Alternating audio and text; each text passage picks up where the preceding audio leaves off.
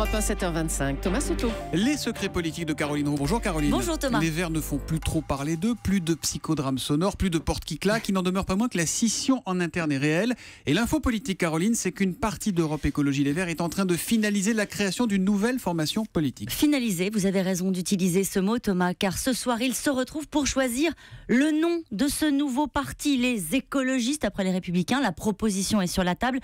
Pour l'instant, ce n'est qu'une association, mais plus personne ne veut et ne peut faire machine arrière. Vous savez, on parle donc des modérés d'Europe Écologie Les Verts, ceux qui ont fait le choix de François Hollande, qui voulaient entrer au gouvernement.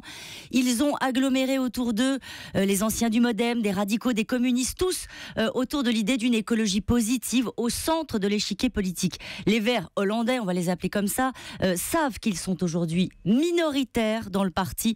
Et la seule question, comme le dit l'un d'eux, c'est partir ou se faire virer. Cette réunion ce soir, c'est une étape supplémentaire. Une fois qu'ils auront un nom, ils gagneront en visibilité et donc en autonomie. Mais attendez Caroline, ça ressemble encore à des manœuvres d'appareil. Est-ce qu'à un moment, ils vont faire un vrai acte de rupture ? Ça se pourrait bien et assez vite. Le sénateur écologiste Jean-Vincent Placé réunit tout ce petit monde mardi prochain. Ça va se passer d'ailleurs dans le restaurant du frère de Claude Barthelone. C'est un petit clin d'œil car il souhaite en réalité soutenir le candidat socialiste en Ile-de-France plutôt que la candidate Europe Écologie Les Verts qui n'est autre que la patronne des Verts. Ça, ce serait un acte de rupture.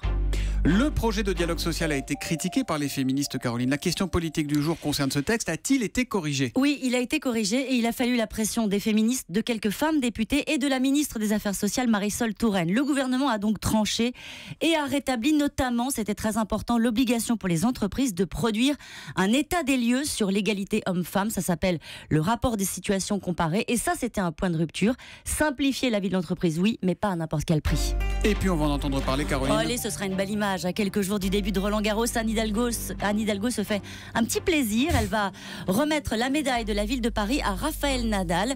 La mairie de Paris et la maire de Paris est née en Espagne et donc elle ne lui en voudra pas s'il tord une nouvelle fois les Français sur terre battue.